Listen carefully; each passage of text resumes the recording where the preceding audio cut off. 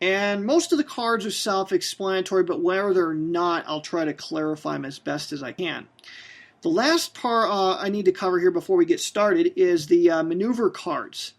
If anyone's ever played Main Battle Tank, MBT, or IDF from Jim Day, this concept is very similar to the orders chits in that particular game. These particular cards are double-sided, and there's, I think, 4 of them. So in Vassal, what we do is we just kind of rotate the card around to show the different orders. There's actually 8 different orders you can do. You can do Maneuver 1, and what that does is that allows you to maneuver your ship 1 box from where it is now. So you can move adjacent this way, or you can move diagonally 1 box. That's what Maneuver 1 does. If I flip it over, Maneuver 2 allows you to move 2 boxes, but only one of which I think can be diagonal. So you can only move like this, or you could move like this, which would make a lot of sense. But you could not move 2 diagonal like so. It can only be 1 diagonally. That's what Maneuver 2 does. Let me go over Maneuver 0, crossing the T, is only of use if you're in the same box as an enemy vessel, in which case you can try to cross the T as I described earlier on. Maneuver 0, Spar and or Ram, allows you to make a ram attack against an enemy vessel in the same box. Unfoul allows you to unfoul from an enemy vessel with which you have become grappled or fouled due to a ram attack usually.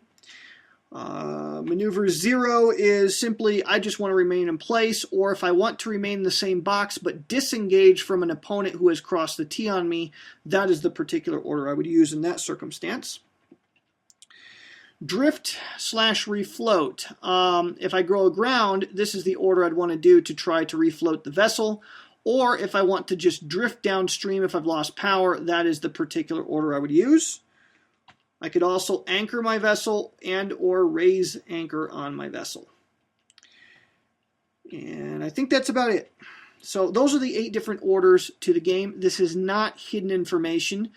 And so let me now cover the sequence of play. And I got the rule book out because I want to make sure I get this absolutely right. Basically, the scenario book, the playbook, will tell you which player gets to move first each turn. In this particular battle of Wessel Sound, the Confederacy gets to move first. And here's how it works. The first part is the status phase. During the status phase, the players can set aside repair parties in order to repair critical hits to their vessel. They have to check the status of any fires on the vessel. If the vessel's on fire, you have to check and see if the fire dies out, if it's put out, or if it increases, and work out any damage affected by that fire. Then you have to check for removal of each smoke marker that is on your ship or your fort batteries. And the last thing you do is you can place repair party markers. So if I place a repair party marker now, it won't really be able to do anything until the next turn's status phase. So once the status phase is done, then you do the order phase, and what you do is you give orders to all of your ships in any way that you want. So in this case, for the Confederacy, since they're moving first, I'm going to go ahead and give it a Maneuver 1 order. And so I would just do that. If I had other ships, I would give them orders with an orders card. And I do all of that openly. Once I've done that, I'm committed to that particular order with that particular ship. Now, in a one-on-one situation like we have here at first, there's not a lot of nuance to the orders. But once you get multiple vessels going, then you have to really think about what orders you're giving to each ship, because the situation may change in the course of things. After you've placed all your orders, then you do the action phase, in which the active player chooses one of his ships, carries out the orders that he assigned to that ship. Once he's done with that, he does any of his movement, he engages in combat with that ship, and then he moves to the next ship that he gave orders to, and so on until he's carried out the orders and all the gunnery and everything he wants to do with all of his ships. But you do everything with your ships one at a time. And then the last thing you do on your turn is your ability to replace cards. So let's just go ahead and get rolling here. I'm going to go ahead and take the CSS Atlanta, and let's say we're going to maneuver 1. Now, maneuver 1 means I can move the ship here, here, or here. Now, if I do maneuver 2, I could move potentially further, but there's a reason why I chose maneuver 1. If you open up the charts on your Vassal screen, it's one of the buttons on the toolbar, open it up, and on the right-hand side, click on Maneuver, and that will open up the maneuver table. Here's what's going to happen. Whenever you do a maneuver, your ship card itself will tell you what die or dice to roll in order to attempt a maneuver. In this case, since the Atlanta has 0 damage, we throw a D10. The opponent gets to roll a number of dice and type of dice according to this maneuver chart. Now the response dice to this maneuver is, since we are moving to an adjacent grid box, the opponent is going to get to roll a D8 and a D6. That's signified by the D8/D6 beneath the adjacent GB column on response dice. All right, so now if I was moving to a non-adjacent grid box, in other words, if I did a maneuver 2, I'm moving to a grid box that's not adjacent to the grid box I'm in. So I would roll a D10, but my opponent would also get a D10 and a D6 if I'm moving to a non-adjacent grid box. And by the way, the maneuvers are relative to your present position. So relative to my present position, I'm moving to an adjacent grid box, so I roll a D10, which is a 6. My opponent rolls a D8 and a D6. Now, there are modifiers that could apply, but looking at them, none of them are going to apply in this particular situation, so we're not going to worry about any of that.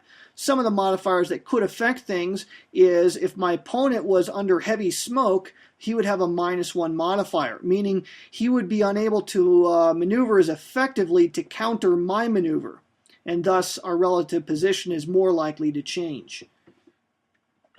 So I'm going to go ahead and roll for him. He's going to roll a D8 and a D6, and he rolls a 2 and a 1. His high roll is a 2. My high roll, obviously I only rolled 1 die, was a 6.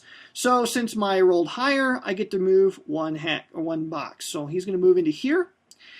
I may now engage in gunnery, but the longest distance that you can fire in the game is 2 grid boxes.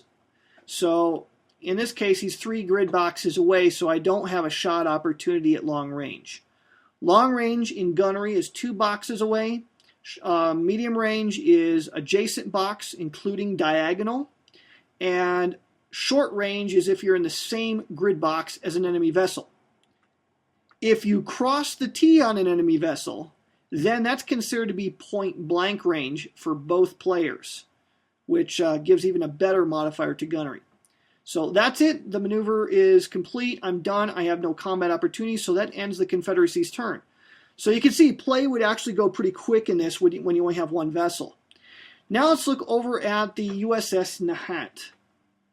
USS Nahant,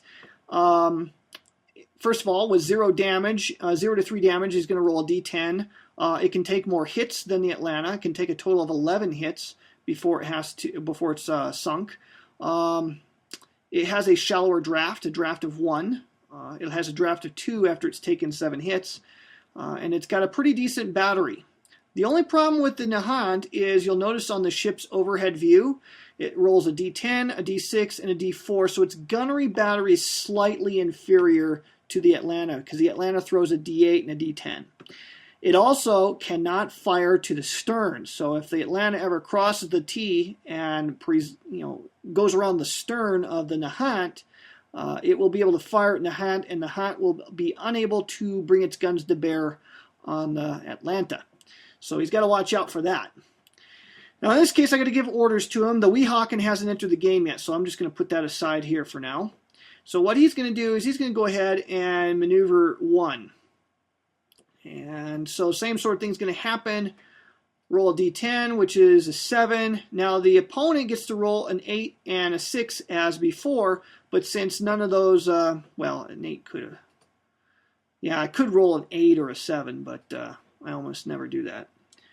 All right, so his high die roll was actually with his D6, in which case he rolled a 6, but the 6 is less than a 7, so the challenge works, and he gets to move. So he's going to stay in the shallows here, and now he has a long-distance shot opportunity at the Atlanta.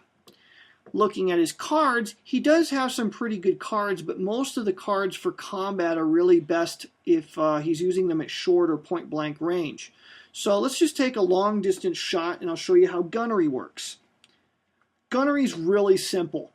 what you do is you look at the USS Nahant, which is firing, and you look at its main battery. It rolls a D10, a D6, and a D4. So we're going to do that now. 10, 6, and 4.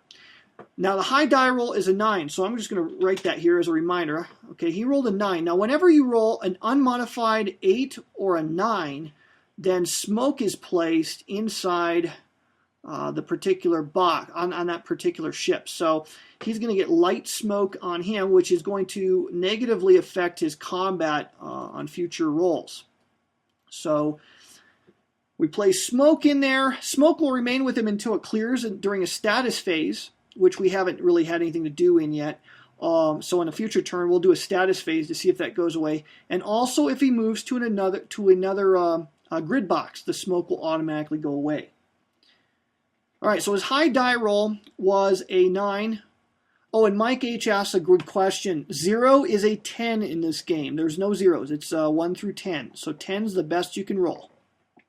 So if you roll an unmodified 10 in the game, then you get to place heavy smoke on the target. Alrighty, so his high die roll was a 9. Next thing we do is we have to establish hit locations on the vessel. So we roll a die and we roll a 7 for hit location. Now look at the CSS Atlanta and look at the boxes that say S, M, B, W, L. Look at those boxes and find the box that has the number 7, and it turns out that that is the S box. So we have struck the stern of the CSS Atlanta. Okay, now the stern of the CSS Atlanta is plated with iron, signified by the gray and white stripes in the box. And the defensive armor has a value of 10, 8, and 4. So we're going to roll a D8, a D10, and a D4. 10, 8, 4. Okay, now the highest defense roll was actually an 8, but the attacker's roll was a 9. Now, there are going to be some modifiers here, so open up your charts window again, and this time on the right-hand side, click on Gunnery DRMs. So I'm just going to move this thing like so. Gunnery DRMs are going to apply only to the attacker. So in this case, the USS Nahant is firing at long range, and he's using standard. He's going to use the standard column. The limited column is only if you're firing directly through the stern, if you're stern on or bow on to an enemy that's crossed the T on you. So we're going to ignore the limited column. So there's actually a -2 modifier to his 9. So his 9 becomes a 7. He doesn't have an elite crew or a crack crew or any of that stuff. The smoke modifier, I believe, only applies on the future roll, but I do have some questions for the designer on this because it's not exactly clear if that's for your vessel and enemy vessels. I've been playing as though it's both vessels, so if there's light smoke on both vessels, there would be a -1 on both ends, so there'd be a net of -2. In this case, we're not going to apply that because this is the initial shot.